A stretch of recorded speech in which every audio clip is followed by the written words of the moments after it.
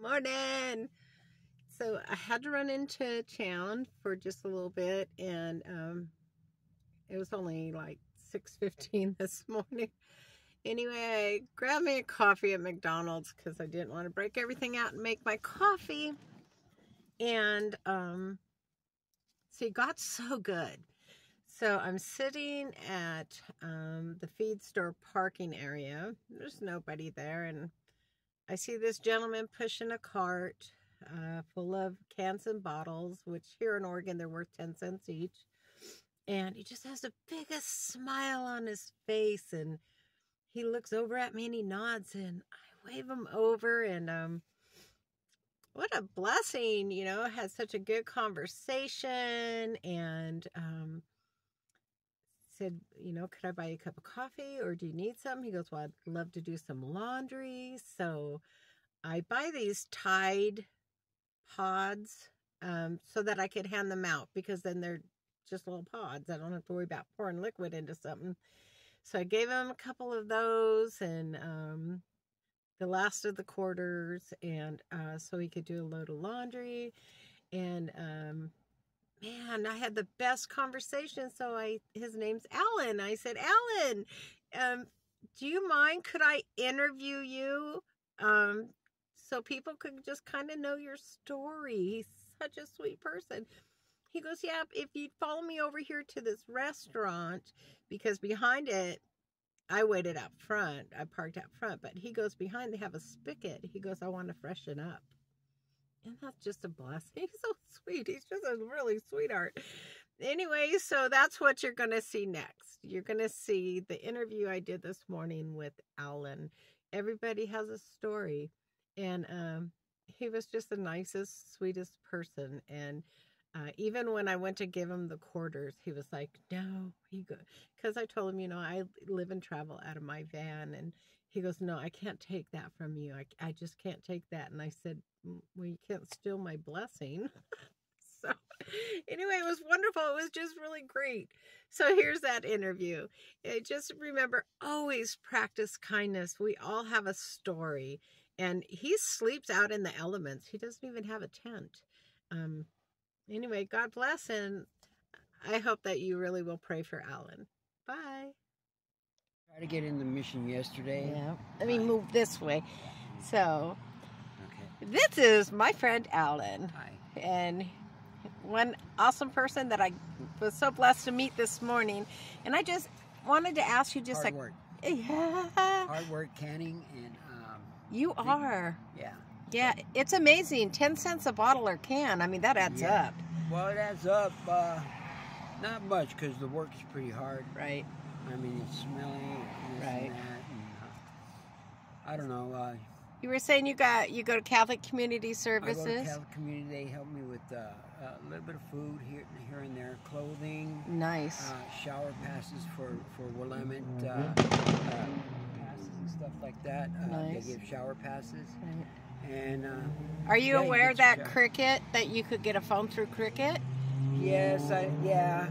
It's a $30. I mean, the government pays for it. I did it, and then every time I do it, I lose it. So they, Well, other people need it worse than I do. So yeah.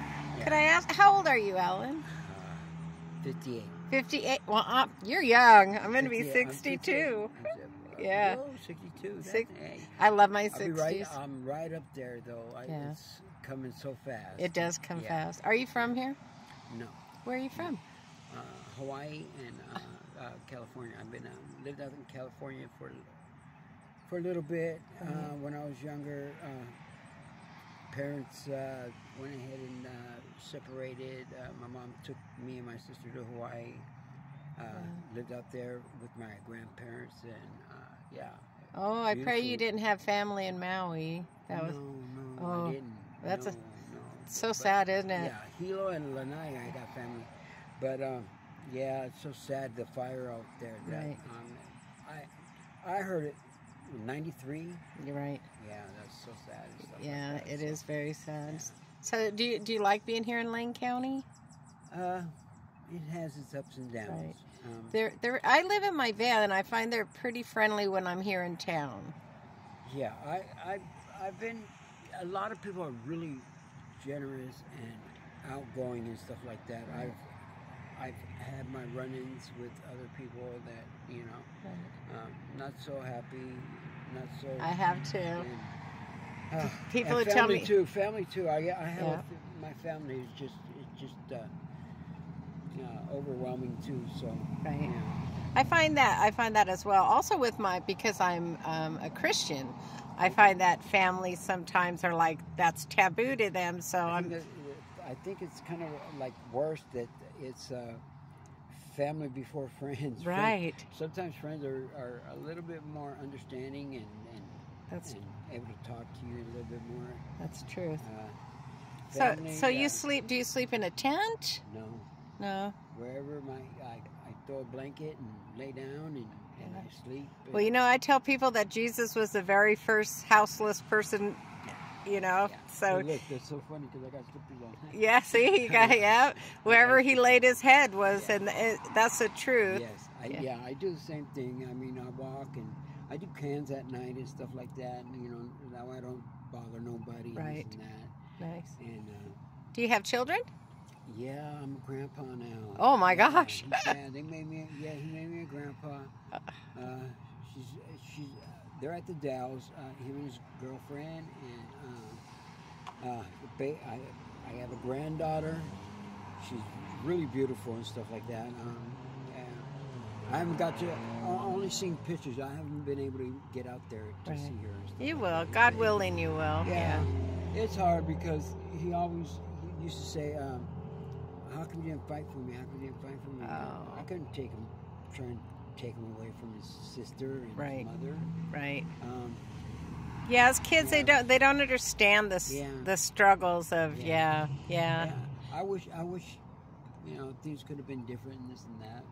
I wish he's more like me. I'm not a talkative person on the phone and stuff like that. Right. So he gets that from me, I guess, because I don't call and I call and say hi and I check up on family and this and that. Right.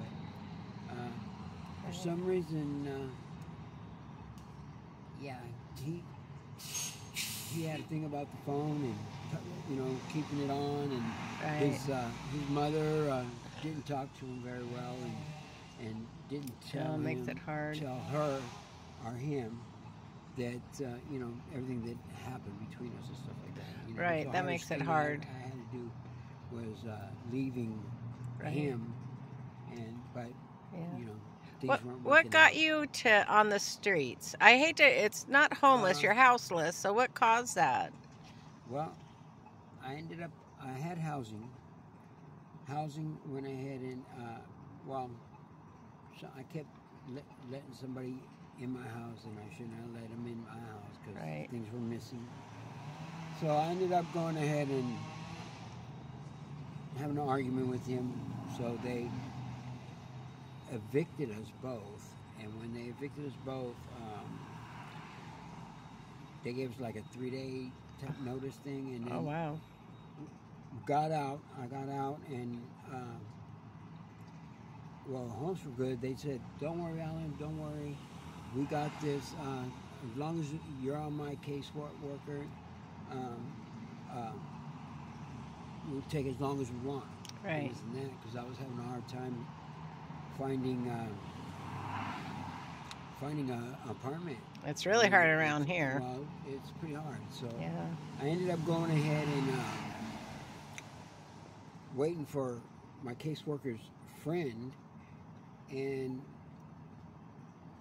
what was supposed to happen didn't happen, and then my housing, it ran out, and then that's around the COVID time, so Oh gosh. so I couldn't get a hold of her or anything like that, and it got to the point where I just lost my housing, and I'm back on the housing list, but it takes forever.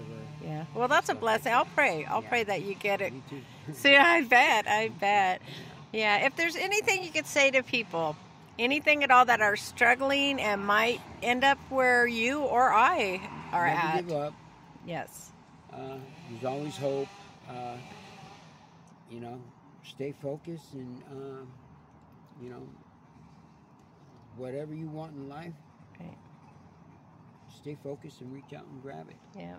And one last question. Yeah. You believe in Jesus Christ? Amen. Amen. Yes, I Oh, what a blessing. do. I thank you, I'm Alan. Yay. Yay, you're a believer. Yay. do. Well, God bless you. I thank you for Yeah. this interview, friend. You're welcome. Okay. Thank you for your blessings too. Oh, hey, that's the easy part. You bless me. God All bless. right. Okay. God bless. Bye. Thank you.